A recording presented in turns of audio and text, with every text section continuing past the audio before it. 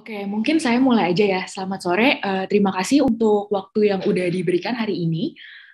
Mungkin hari ini kita sedikit sharing dan diskusi aja kali ya. Kira-kira di tengah era kenaikan suku bunga ini masih ada nggak sih peluang yang bisa kita kita dapatkan berinvestasi di pasar obligasi? Karena kan mungkin teman-teman juga familiar ya. Biasanya kalau yield naik itu harganya turun. Nah, makanya hari ini semoga kita sama-sama dapat pencerahan ya. Kira-kira peluang yang masih kita bisa ambil. Langsung aja saya mulai. Oke, mungkin teman-teman juga udah perhatiin ya kalau di awal tahun ini yield US Treasury itu naik cukup cepat ya. Nah, ini kalau dibandingkan dengan akhir tahun lalu, bisa dilihat di graf depan, yield-nya itu sebenarnya cenderung agak ketahan dan nggak kemana-mana. Nah, saya kalau lagi pikir-pikir kenapa ya sekarang dan kenapa begitu cepat, keadaan apa gitu yang membedakan akhir tahun lalu dan sekarang. Karena kan sebenarnya akhir tahun lalu pun sentimen the Fed itu udah ada, tapi sekarang baru bergerak. Nah, dari hasil saya mikir-mikir, ada dua hal yang pengen saya highlight, yang kira-kira menyebabkan kenapa tahun lalu itu di akhir tahun yield itu agak ketahan. Yang dua hal ini sebenarnya berkaitannya itu intinya adalah perubahan growth outlook yang jadi cenderung kurang baik. Nah, dua hal ini apa? Yang pertama itu adalah Omicron. Seperti yang teman-teman ingat, di akhir tahun lalu tuh kita tiba-tiba dihadapkan dengan varian baru. Yang waktu itu semua belum ada yang tahu. Pokoknya yang diketahuin serem aja. Penyebarannya cepat dari awalnya di Afrika, terus tiba-tiba udah ketemu di banyak negara. Dan bahkan di per mid-Desember itu di US udah jadi dominant variant. Pada waktu itu semua belum tahu bagaimana Omicron ini akan berdampak pada ekonomi global. Dan dari tingkat hospitalization, fatality rate, dan kemudian apakah nanti harus buka tutup ekonomi, semuanya masih kurang jelas ya. Jadi memberikan mengcloud outlook global ke depannya. Faktor yang kedua yang saya lihat juga memberikan sentimen negatif terhadap growth outlook ke depan di tahun lalu itu adalah China. Seperti yang teman-teman tahu, kalau China itu adalah salah satu negara yang paling cepat ya recover ekonominya dari COVID. Nah, tapi karena dia cepat recover, pemerintahnya juga cepat tarik stimulus-stimulus moneter. Akibatnya apa? Akibatnya pertumbuhan kredit di sana itu melambat, dan pertumbuhan ekonomi mereka itu cenderung melambat. Nah, kenapa pertumbuhan kredit itu penting buat China? Karena China itu kan seperti yang kita tahu, ekonominya itu sangat di-fueled oleh debt. Makanya di dua chart di depan ini saya ada pakai namanya China's Credit Impulse. Nah, China Credit Impulse ini sebenarnya melambangkan apa? Itu melambangkan jumlah financing baru atau jumlah loan baru yang ada di ekonomi Cina. Bisa dilihat di chart sebelah kiri, China's Credit Impulse itu yang oranye muda ya. Nah, ini saya plot dengan China's Import. Nah, bisa dilihat kalau China's Credit Impulse itu bisa dikatakan tuh sebagai leading indicator dari import demand China. Ketika credit impulse-nya turun, biasanya akan diikuti oleh penurunan import demand China. Nah, kalau import demand China turun, itu dampaknya ke ekonomi global lumayan besar ya. Karena seperti yang kita tahu, China selain dia one of the biggest producers, dia juga one of the biggest consumers. Mungkin kalau contoh gampangnya buat Indonesia ya, 30% ekspor coal kita, marketnya itu adalah China. Makanya kenapa kalau China growth-nya itu slowing, dampaknya itu sebenarnya kurang bagus untuk global growth, including Indonesia. Nah, ini bisa kelihatan jelas di chart sebelah kanan. Di chart sebelah kanan ini diplot credit impulse-nya China dengan global manufacturing PMI. Bisa dilihat ketika credit impulse di China itu turun, biasanya akan diikuti oleh penurunan global PMI, artinya aktivitas ekonominya turun. Nah, dari dua hal ini sekarang keadaannya udah jauh berbeda. Sekarang walaupun masih datanya mungkin masih terus berkembang ya, tapi saya rasa udah aman ya untuk mengambil kesimpulan kalau varian Omicron itu ternyata tidak sesevere varian-varian sebelumnya. Ini saya ambil data dari London yang menunjukkan kalau di chart sebelah kiri, Omicron itu tidak menyebabkan tingkat hospitalization rate yang tinggi dibandingkan dengan varian Delta. Nah, di sebelah kanan juga bisa kelihatan kalau fatality rate yang dihasilkan dari Omicron varian itu lebih rendah. Makanya kalau saya lihat sekarang orang-orang udah nggak begitu maksudnya dampak Omikron terhadap ekonomi itu sudah lebih ketaker ya. Dan apalagi kalau di negara-negara barat kan kayaknya casesnya udah cenderung peaking. Mungkin kita aja yang agak lagging kan di Indonesia. Nah, kalau dari sisi China, hal ini pemerintahnya itu juga sudah balik badan. Jadi dari awal yang mereka tarik stimulus, sekarang mereka sudah mulai berubah. Tone-nya akan malah memberikan stimulus tambahan. Ini sebenarnya udah kelihatan dari di Desember kemarin, China itu kan ada Communist Party meeting, di mana di situ pemerintahnya kelihatan tone itu sudah sangat dovish. Mereka udah mulai menekankan kalau stability itu adalah top priority mereka. Dan ini dilihat market sebagai indikasi kalau pemerintah China itu kedepannya akan kasih stimulus-stimulus ekonomi untuk mensupport demand, which is itu akan bagus untuk growth dunia kedepannya, including terkait demand growth ya. Dan ruang untuk memberikan stimulus di China pun terbuka ya, karena bisa dilihat kalau PPI dan CPI di bulan Desember kemarin itu udah menurun. Jadi price pressure-nya sudah turun di bulan Desember. Nah, dari kedua hal ini bisa dilihat, saya mengambil kesimpulan kalau outlook growth yang kurang bagus di akhir tahun lalu itu jadi kayak mendominate Fed tightening. Tapi sekarang begitu pressure dari dua hal ini udah mulai turun, market balik lagi fokus ke the Fed. Nah, memang kalau terkait the Fed itu kita mau nggak mau harus terima ya kalau ekonomi US itu memang memerlukan adanya pengetatan kebijakan moneter. Nah, pengetatan kebijakan moneternya dalam bentuk apa? Yang pertama itu adalah dalam bentuk tapering, yang kita tahu diperkirakan itu akan berakhir di bulan Maret. Kemudian seharusnya The Fed akan mulai menaikkan tingkat suku bunga, dan nantinya akan membiarkan balance sheet-nya The Fed untuk akan turun. Nah, kenapa The Fed tuh perlu melakukan ini? Karena mungkin teman-teman juga sering dengar inflasi di US itu tingkatnya tinggi dan persisten. Di bulan Desember itu inflasinya di 7%. Sedangkan dari sisi labor market, kita bisa lihat recovery-nya itu sangat kuat dan cepat. Dari tadinya di awal gara-gara pandemi itu mereka unemployment rate di 14%. Tapi per bulan Desember itu sudah turun sampai ke 4%. Nah, memang di tengah pengetatan The Fed ini, kita sebagai emerging market mau nggak mau pasti kena dampak. Nah, di chart ini saya mau kasih lihat aja kalau ini chart ini menggambarkan jumlah negative yielding debt yang outstanding di dunia. Bisa dilihat kalau jumlah negative yielding debt itu semakin lama semakin turun. Ini mengindikasikan kalau memang kita sudah mulai ada di era kenaikan tingkat suku bunga. Dan ini implikasinya sebenarnya memang negatif untuk kita, karena kan biasanya investor-investor global itu salah satu yang menyebabkan mereka mau masuk ke riskier assets atau masuk ke emerging market itu adalah karena dulu kan negative yielding debt-nya itu banyak, mereka nggak banyak opsi untuk cari pick up yield. Makanya kalau mau cari yield itu mereka harus masuk ke riskier assets.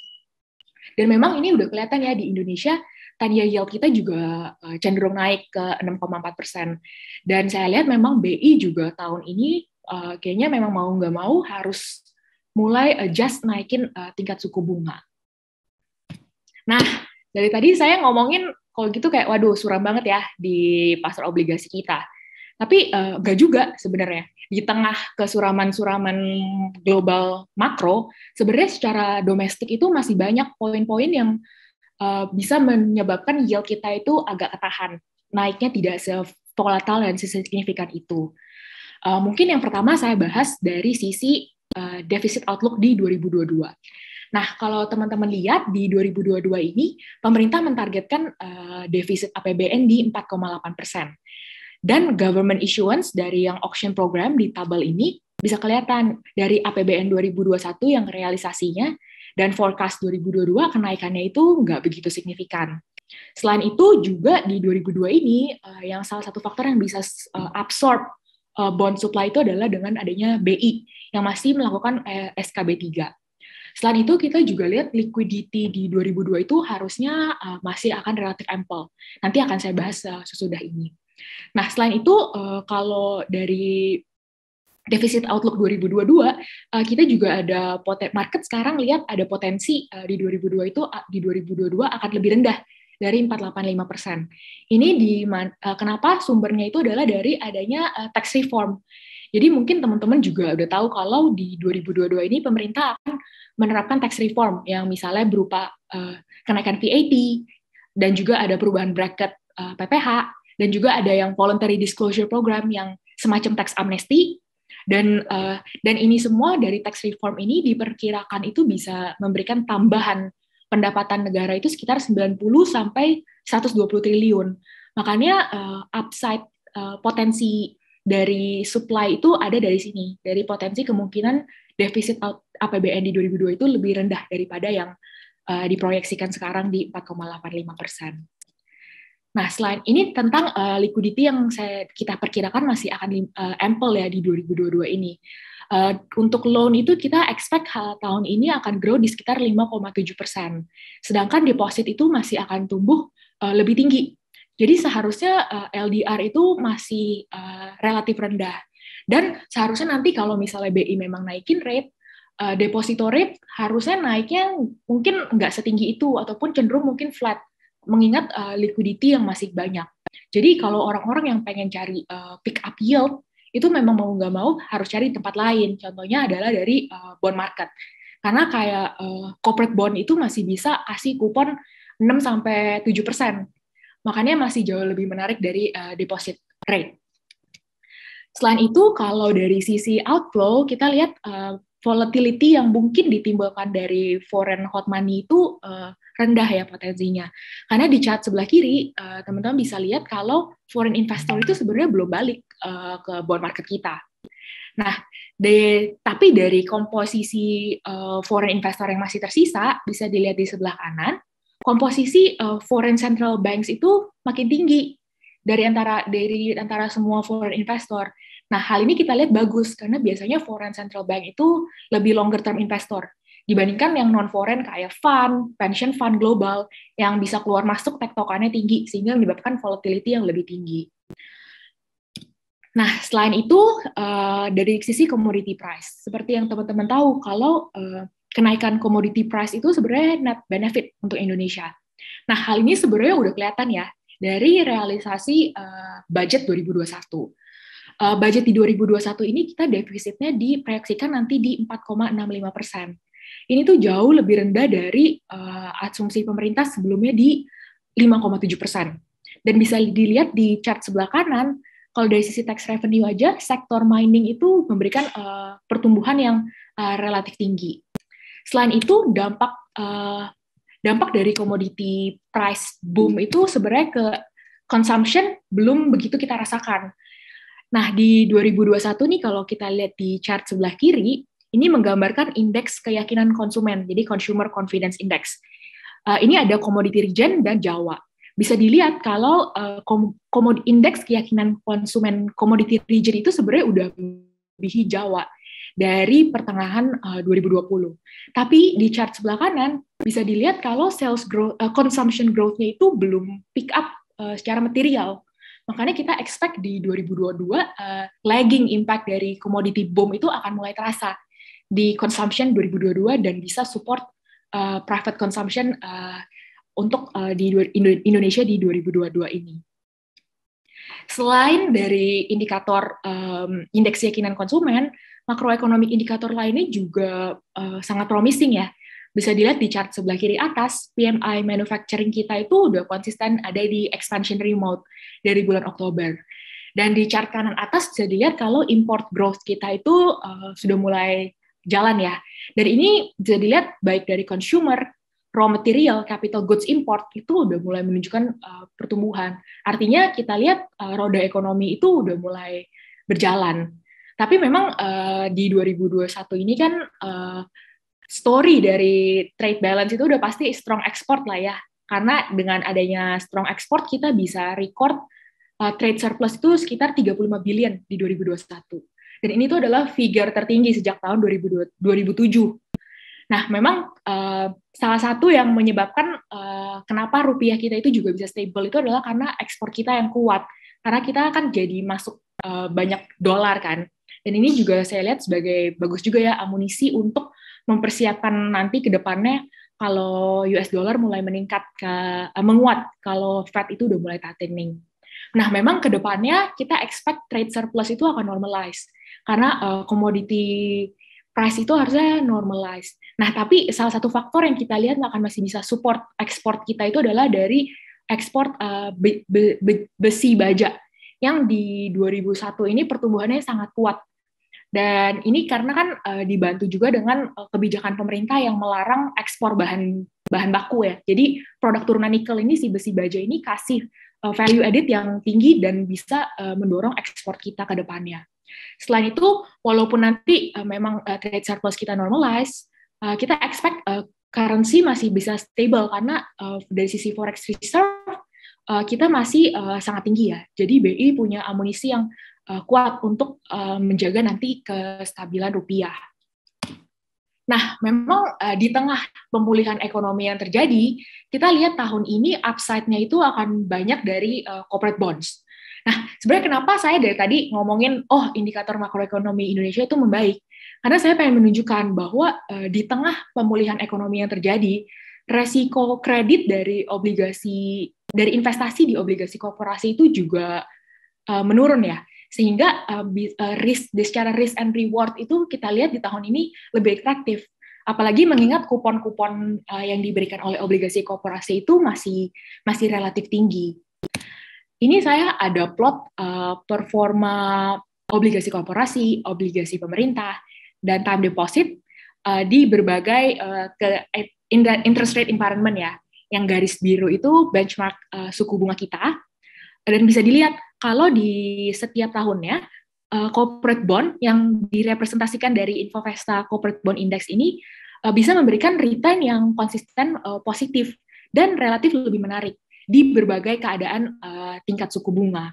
Nah, salah satu yang bisa menyebabkan hal ini terjadi itu adalah itu tadi, karena corporate bond itu biasa memberikan kupon yang lebih tinggi. Sementara dari sisi volatility harga, itu dia lebih rendah. Ini saya plot IBPA Government Total Return Index dengan Corporate Total Return Index. Bisa dilihat kalau pergerakan si corporate bond itu tidak sevolatile government bond. Makanya kenapa di 2022 ini kita lihat walaupun government bond itu kan upside-nya bisa dibilang cenderung limited ya maupun terbatas, tapi upside dari corporate bond itu masih sangat menarik.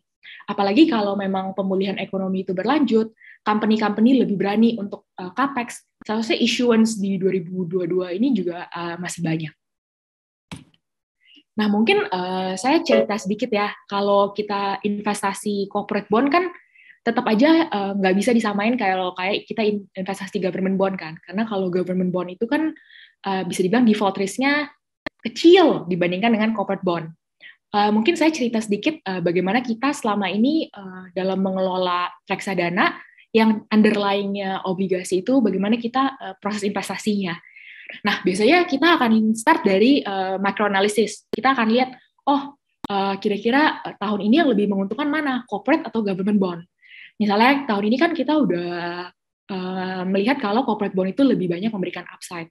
Nanti kita akan baru kerucutin lagi, kira-kira sektor mana yang harus dihindari, dan kira-kira bond mana yang bisa dibeli, yang sesuai dengan kriteria analisa kita. Baru nanti akan disesuaikan dengan kebijakan masing-masing dari reksadana. Biasanya kita gimana dalam memilih corporate bond? Biasanya kita dalam melakukan pemilihan corporate bond selalu melakukan dua analisis. Quantitative analysis sama qualitative analysis. Biasanya di quantitative analysis ini kita mau tahu bagaimana issuer itu kemampuan bayar ya. Biasanya kita melihat analisa laporan keuangan, rasio-rasio. Nah, yang kedua yang tidak kalah pentingnya juga itu adalah qualitative analysis. Di sini kita mau assess willingness to pay si issuer. Karena bisa aja dia si issuer punya dananya tapi mereka nggak mau bayar. Nah, biasanya untuk mengakses ini, kita akan lihat background check dari issuer, baik dari grup, maupun dari, misalnya, biasanya kita juga lihat bank-bank yang mensupport financing si issuer tersebut. Nah, biasanya dalam hal ini kita juga banyak rely untuk channel checking ke network dari Trimegah. Nah, kalau di Trimegah sendiri, kita ada satu reksadana yang memang kita fokuskan ke obligasi korporasi yang namanya reksadana Trimegah Pendapatan Tetap. Oke, mungkin dari saya segitu dulu. Terima kasih.